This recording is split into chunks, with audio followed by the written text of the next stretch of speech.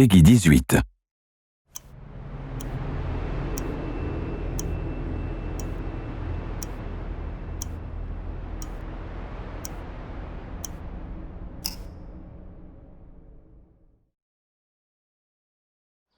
Welcome back to the temporary worldwide headquarters of ZeniMax Online Studios. Last month, I got to speak with you during QuakeCon at home. We had a lot of fun connecting with all of you, our amazing community, during 3 days of panels, streams, and lots more. Plus, I got to share the global reveal of our Stonethorn DLC gameplay trailer. Today, we'll give you a first look at everything we have planned for the remainder of the year, and there's a lot. We'll give you a sneak peek at the epic conclusion of the Heart of Skyrim year-long adventure. We've got new free content, updates on upcoming community events, and plenty more. Regardless of whether you've been with us from the beginning or just recently joined us in Western Skyrim, we've got a lot going on to keep you busy in Tamriel. Oh, one last thing. It wouldn't be an ESO stream without us giving away an in-game item. So, for everyone watching live, you'll be able to claim a purple torchbug pet for free. Now sit back and enjoy as we head back to Skyrim for more adventures together.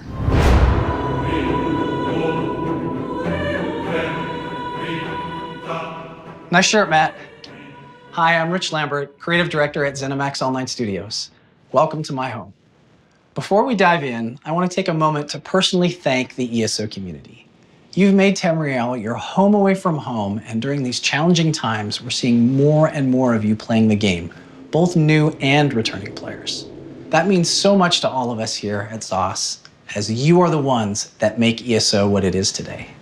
Our year-long journey through the Heart of Skyrim began back in February with the Harrowstorm DLC. Since then, we've released 2 additional updates to the story in Greymoor and Stonethorn. These content drops have taken you to one of the most beloved locations in Tamriel, which is Western Skyrim, and are set almost 1,000 years before the events of Elder Scrolls V. Millions of you have already descended into this dark tale of vampires and werewolves, and we can't wait for you to experience the epic conclusion. The ESO Markarth DLC releases November 2nd on PC, Mac, and Stadia, and November 10th on PlayStation 4 and Xbox One. But before we dive deeper into Markarth, let's take a quick look back at some of the highlights from this past year and how we got to where we are. Don't worry, I promise no spoilers.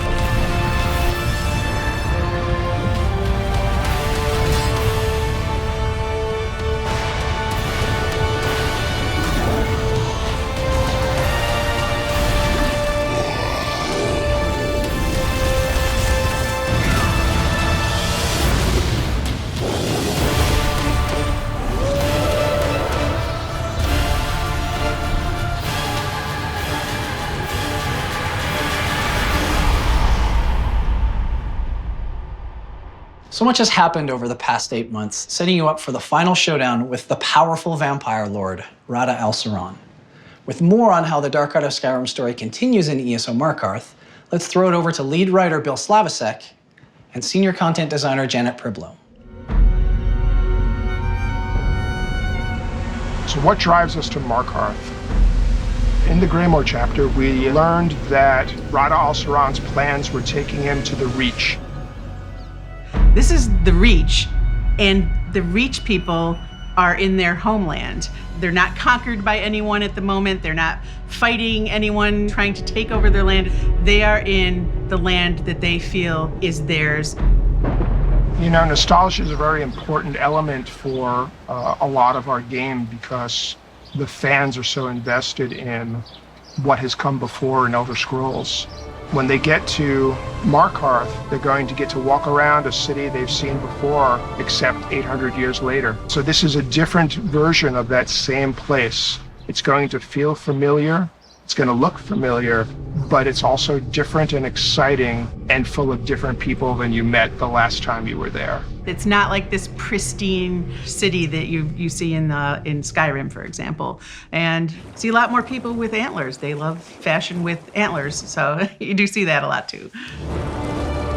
Getting to work and create for the Reach people as just people, not a common enemy you run across everywhere, was one of the most fun things on this release. You end up meeting some Reach people that you work with, and so you develop a relationship with them. There's a character, Arana, who I loved working on this and creating quests around this character. She's really strong. She's also a witch. That is a term of respect for the Reach people for the most part. The player actually gets to ask the question, "You're really a witch? You're not like anyone I've ever met before." And she says, "Oh, have you met a lot of us in the past?" That was a pretty clever exchange to put together. One of the people you face, and this time literally, Rada El-Saran, I would call him the big bad of the zone.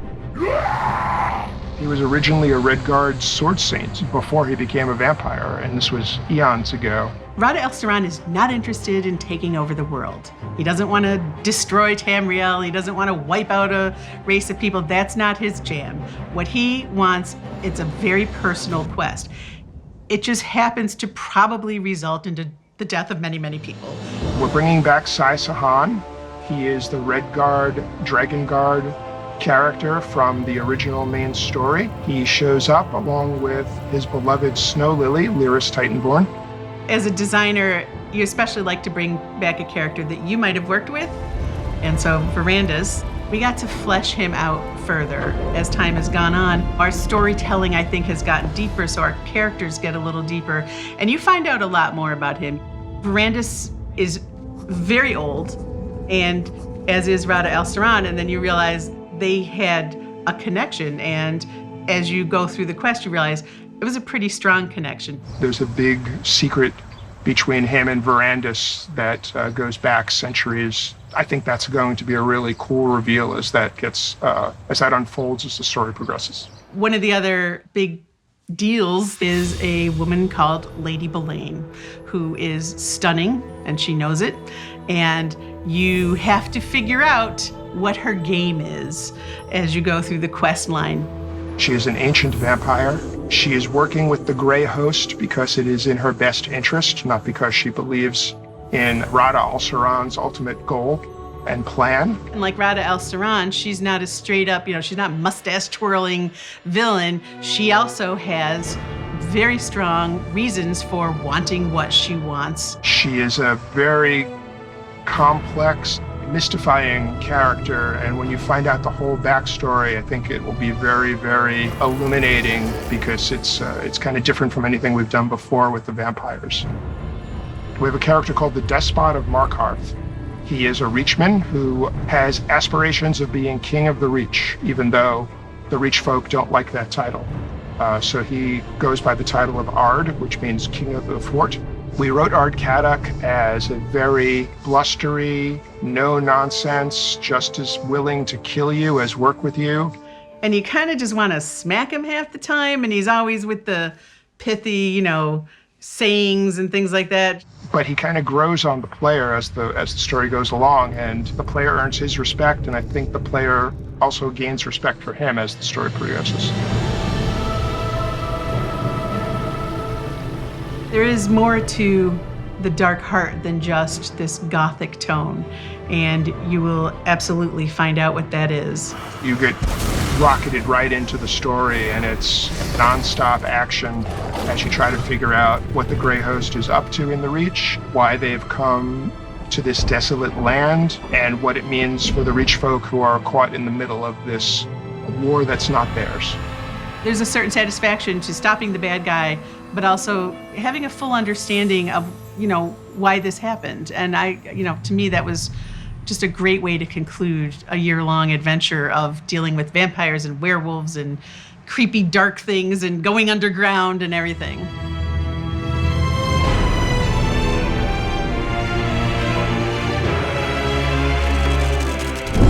Back in January, when we first revealed Greymoor, Pete and I shared some of our own memories of Skyrim. And like many of you, we have very fond memories of adventuring in that world. And with me in pants, so you know it's a big day. Now we get a rare opportunity to take our community back to one of the most beloved regions in Tamriel and provide a different look at Skyrim from the perspective of our era. One of my favorite moments while developing this DLC was walking up to the gates of Markarth during our initial blockout stages for the very first time. Seeing this epic Dwemer fortress built into the mountainside and instantly recognizing it from Skyrim was so cool. Skyrim comes to life in a new way, and that continues in Markarth, which takes you to places familiar, but new. Or is that old? When I first saw Markarth in Skyrim, it was exactly the kind of city I love when I'm playing a fantasy game. Most of the city is actually not even visible.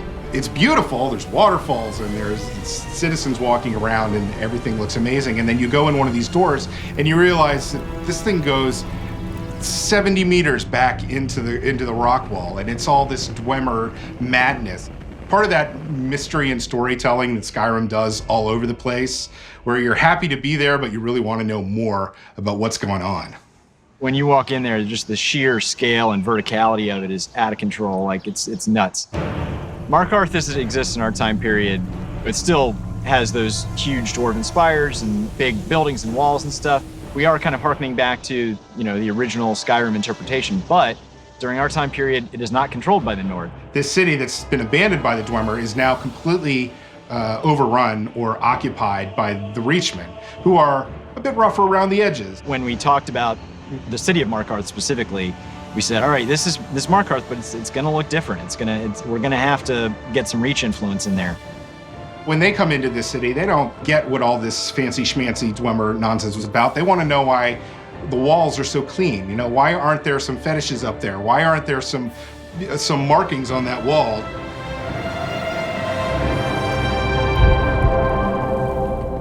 When you get down underneath Markarth, you're going to find out that Blackreach Caverns extend all over the whole of Western Skyrim. Blackreach allows us to show a really alien landscape that contrasts a lot from what we'll see topside.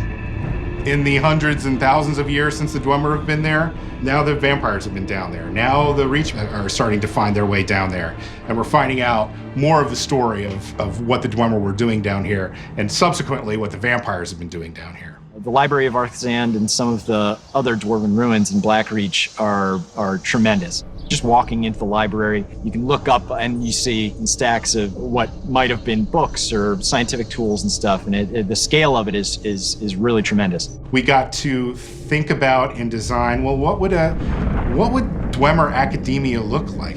Would they have just simple walls with a couple of books and bookshelves? No, they would build bookshelves that went 80 meters up into the ceiling, right? Because they're Dwemer and that's the way they're gonna do it. Everything they do is grand. We have an enormous cave. How do we go tall in a cave like that? And then when you combine that with some of the vampiric architecture that we've developed, it doesn't feel like you're in a cave at all. It feels like you're standing at the foot of this horrific cathedral. It's both sprawling and amazing, but also sort of claustrophobic. We wanted to make sure that all the visuals were supporting that storytelling of a year-long, gothic, dark adventure. There are a number of new monsters that tie in kind of explicitly with the plot. They're these dark, inky, shadowy beings. And this is another case where we worked hand in hand with CJ and the art team to develop a new language for, okay, they're not just shadows, right? They're not just skeletons. These are something different. One of the new creatures we got to do was a massive Dwemer fortress, sort of, a walking insectoid, sort of reminiscent of a rhinoceros beetle. The Dwarven Dynaster is unbelievable. It's unlike any Dwarven war machine that we've seen before. We've never created anything at the scale of the Dynaster.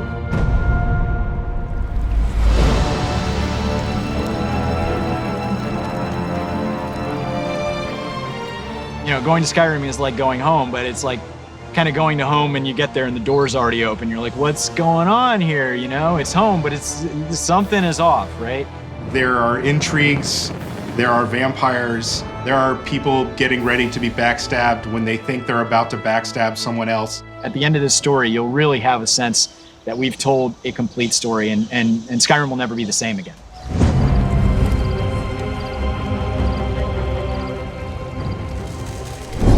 So there's a lot of cool stuff to explore in Markarth when it releases November 2nd on PC, Mac, and Stadia, and November 10th on PlayStation 4 and Xbox One. There's about 10 hours of new content in this DLC, in addition to a brand new solo arena. The first one since Maelstrom, and I'm so excited to get in there, learn some new mechanics, and chase some new leaderboard times. We're a few months away from the DLC release, but we wanted to give you an exclusive sneak peek. This is ESO Markarth.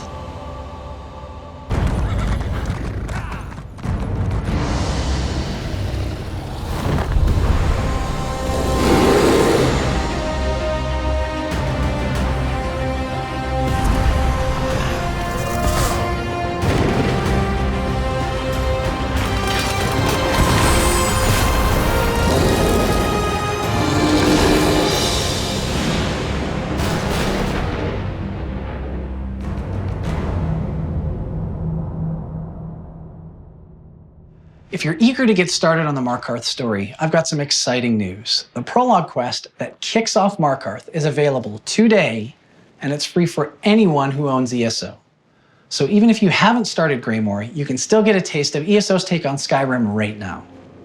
I love this Prologue Quest because it brings back an old friend, one you've grown to trust and admire.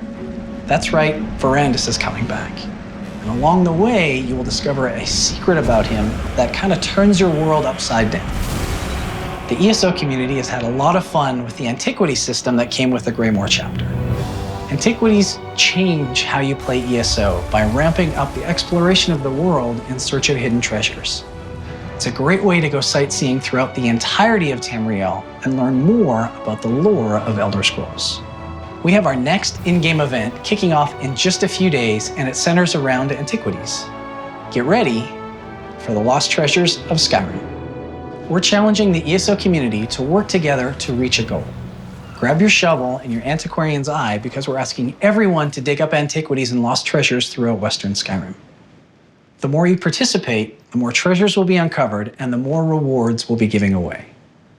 You won't want to miss these in-game rewards either. There's an awesome face and body markings pair, a pet, and if you all hit or surpass the overall goal, you'll get the super cool Antiquarian's Alpine Gallery home and unique house guest. Perfect for showing off all your prized possessions to all your friends. And remember, house guests and character pathing in homes is brand new to ESO. It launched with Update 27, and it's been so exciting to see just how much fun players are already having with it. The event launches on September 23rd on all platforms. You can visit the ESO website to track the community's progression towards unlocking all these goodies, but you will need the Greymoor chapter to participate. With this amazing event, now is the perfect time to jump into ESO. It's Skyrim, it's ESO, it's antiquities, it's a ton of fun, and we're proud of it. We have a ton of in-game events, activities, and prizes, all in celebration of the amazing growing community within the Elder Scrolls Online. In fact, let's take a look at some of the highlights right now for everything coming your way soon.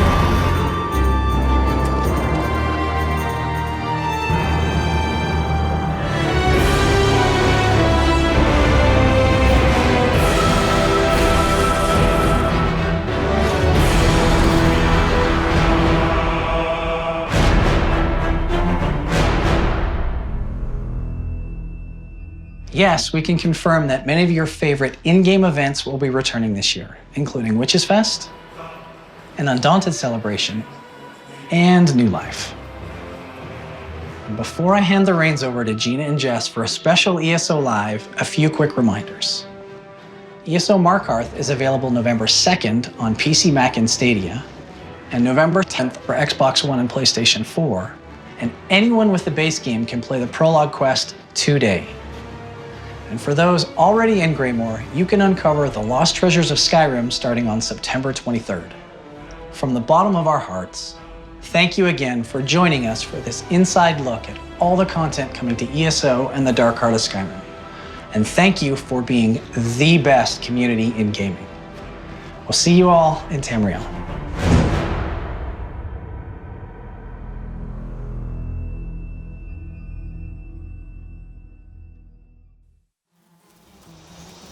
You guys want to see my bees? And these are my bees. I love them. I'm not going to open it up because I don't have my suit on. Beethoven's the one that barks. He went back upstairs to go to sleep, so he's not going to bark. Hello. I can tell you more about the cicada killers. Well, this is the longest I've been outside in weeks. That is the House of Vintage Doll Heads. I love old doll heads because they're cracked and kind of creepy and weird sometimes, and yet these are things that were probably very much loved in their time. Does it feel like royalty? Like I'm your servant or something? She's a fan of the Khajiit. Likes those Khajiit. No, it's a cheetah. Yeah, that's the cat people in the game. They're called the Khajiit. No, they're cheetahs.